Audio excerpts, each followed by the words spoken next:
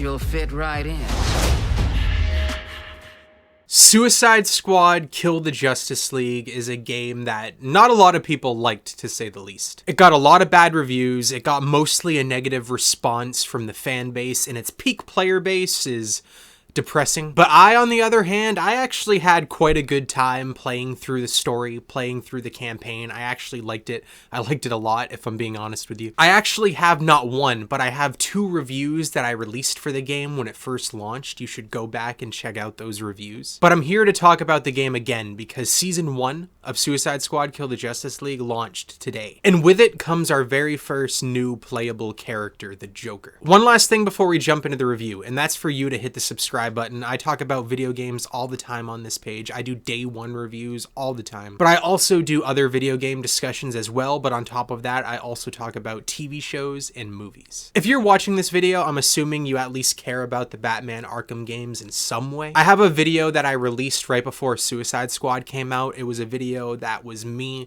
playing through Batman Arkham Asylum for the first time. You should check that video out as well, link in the description. But anyway, enough with this intro. Let's talk about Season 1 of Suicide Squad Kill the Justice League. So when I logged in, the red flags were raised immediately. The first thing that I noticed, the first thing that made me realize that something wasn't right, was that there were no story missions to be seen anywhere. I don't know why, but I was under the impression that there'd be at least a small batch of story stuff that you'd complete to introduce the Joker into your squad.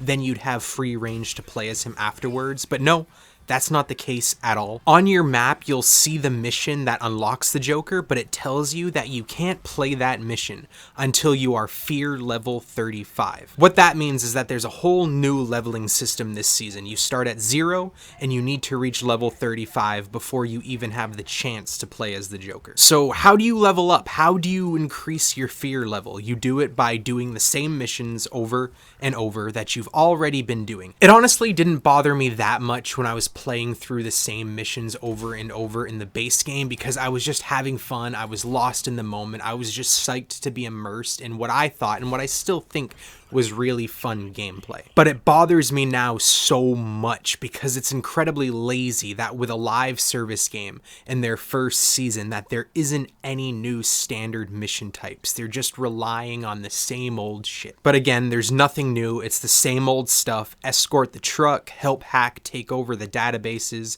kill X amount of enemies, the end. So how many of these missions would it take for you to unlock the Joker? This is just anecdotal, but I started off by playing just 3 random missions, and after I completed those 3 missions, I noticed that I got to fear level 2. So if you assume that it's that mission to level ratio the whole way through, it would take you close to 50 missions to unlock the mission where you can unlock the Joker, which is just an insane amount of grind, especially again when you're doing the same stuff that you've already been doing this whole time. It's crazy to me that you don't unlock the Joker from the start so you can at least grind through the same stuff while playing as a new character. Why?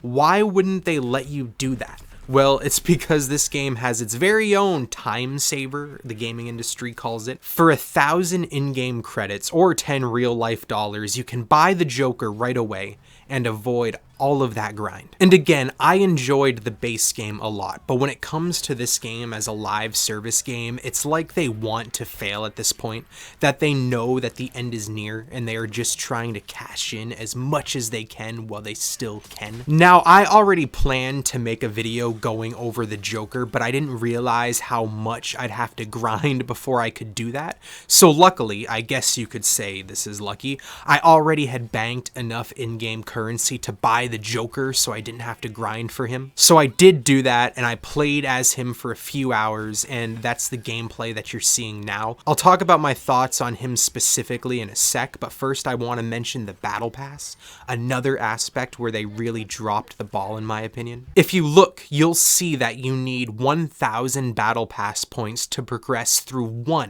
one tier of the Battle Pass. Then you'll see here, each mission only gives you 50 battle pass points. They are the credit with the green circle next to it, so you can do that math yourself to see just how much grinding it's going to take you to complete this battle pass. But to be fair, you can get battle pass points through other means, like leveling up your fear level, I believe. But it's not enough to make the battle pass suddenly reasonable when it comes to the grind aspect of it. But anyway, let's talk about the biggest draw of this season, and that's the Joker himself, our first new playable character. And in my opinion, he's fun. He's fun to play as. If you already liked or loved the core gameplay like I did, he pushes that gameplay forward in a small but cool way. I think his means of transversal is the second best in the game, and that's saying a lot because if this game did anything right, that was the transversal in my opinion. But again, his transversal is the second best in the game behind Captain Boomerang, I believe. It takes the most skill, I think, for lack of a better term. Using his transversal abilities correctly just takes a step or two more than the other characters, but it also feels more satisfying when done properly. I'm not saying it's the most complicated thing to learn. I'm not saying it's the most difficult thing to do. It just takes a bit more skill to transverse as the Joker properly. His melee attacks are cool, but I think the animations need some polishing. I noticed while I was using melee attacks, a lot of the time it didn't look like they were connecting, even if they were, even if you saw numbers popping up and their health bar going down. Now let's talk about the voice acting for the Joker. At first, I thought that he was clearly the weakest of the Suicide Squad, but it did grow on me. He does have a distinct personality that does start to show through, especially when you get used to it, and more specifically in the more subtle lines. But I still think he's my least favorite when it comes to his character, when it comes to his voice acting, but the margin is a lot smaller than it initially was. Now he's just my least favorite by process of elimination. One of my biggest critiques, though, with the Joker being part of the Suicide Squad is there's not enough banter. There's not nearly as much banter and lines of dialogue between the Joker and the other members of the Suicide Squad as you'd expect there to be. Now, maybe the game doesn't unlock those dialogue options until you actually save him, until you actually do the mission that introduces him officially into the squad. Again, I technically paid for him to play as him early, so maybe there's this thing in the game where once he's like officially unlocked is when more dialogue options become available, when the game actually acknowledges more that he's part of your squad. But if that's not the case, I think it's incredibly disappointing how little the dialogue is between him and the other members of the Suicide Squad. So my final thoughts with the Joker in the Suicide Squad in this season overall is that if you liked the base game, if you loved it like me, there's enough here to steal more hours from you. Not through the incursions, and certainly not through playing the same missions over and over again, but just playing as the Joker, hearing his lines of dialogue, getting to know his abilities, just playing as him in this game. It's enough to get you hooked for a little bit longer, again, to take more of your time away. But there's absolutely nothing here that'll win you over if you didn't already like the game. There's nothing in this season that convinces me that Suicide Squad is gonna suddenly change people's minds. But anyway, that's my brief and quick thoughts on Suicide Squad Season 1, and more specifically the Joker as a new playable character. Have you played this season of the Suicide Squad yet? If you have, let me know what you've thought about it in the comments. And if you haven't played it yet and you're going to ignore it completely, yeah, let me know why in the comments, though I'm sure I can figure out why you're not going to do that. Once again, consider subscribing if you haven't already, and thank you for watching, especially if you watched this far.